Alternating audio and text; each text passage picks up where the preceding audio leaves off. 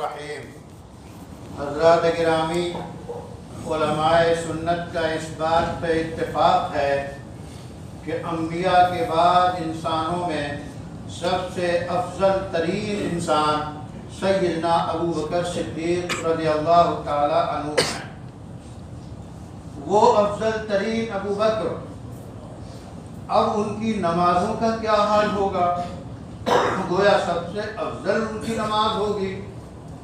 اس کے باوجود رسول اللہ صلی اللہ علیہ وسلم نے ان کو سکھایا کہ نماز کے اخیر میں یہ دعا پڑھ لیا کرو۔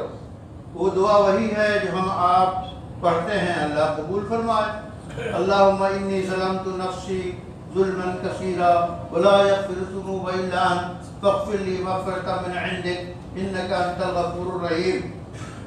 یعنی یہ دعا بالکل اخیر میں ہے، سب سے افضل ترین انسان پڑھ رہا ہے۔ نماز سب سے شاندار عبادت ہے، تو نماز جیسی عظیم عبادت کے باوجود اخیر میں یہ دعا ہے کہ بار الہ، ہم نے اپنے اوپر بے شمار ظلم کیا اور تو ہی بخشتا ہے، ہم تیرے ہی بارگاہ میں حاضر ہیں۔ تو اس نماز کے بعد یہ استغفار، یہ توبہ، یہ اللہ کی طرف رجوع کہ ہماری نماز کچھ نہیں ہے، اے اللہ تو ہی قبول فرما، ہم نے تو اپنے اوپر ظلم کیا۔ تو ابو بکر جیسے انسان کو یہ دعا سکھائی گئی اور ہم سب اللہ کے فضل سے پڑھتے ہیں۔ آئیے ہم اس کو قرآن میں دیکھتے ہیں۔ قرآن کریم میں رحمان کے بندوں کی جو صفات بیان کی گئی ہیں ان میں یہ ہے والذین یقولون ربنا اصرف عنا العذاب ان عذابها کان غراما انها ساءت مستقرا ومقاما۔ کہ رحمان کے بندے کی راتیں کیسی ہوتی ہیں؟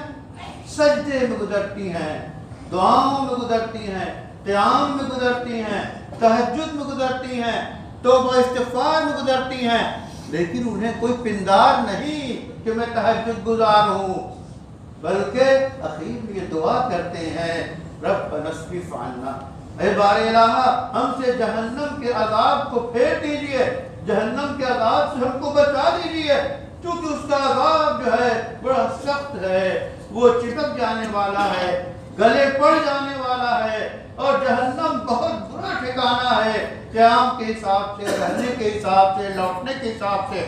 تو گویا رحمان کے بندوں کی یہ خاصیت ہے کہ اپنی عبادتوں پہ نازاں نہیں ہوتے بلکہ توبہ استغفار کرتے ہیں، اے اللہ ہمیں بخش دیجئے۔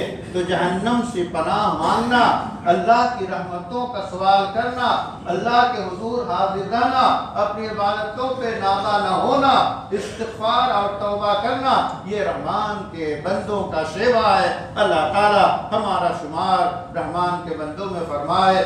ربنا آتنا فی الدنیا حسنہ وفی الآخرۃ حسنہ وقنا عذاب النار۔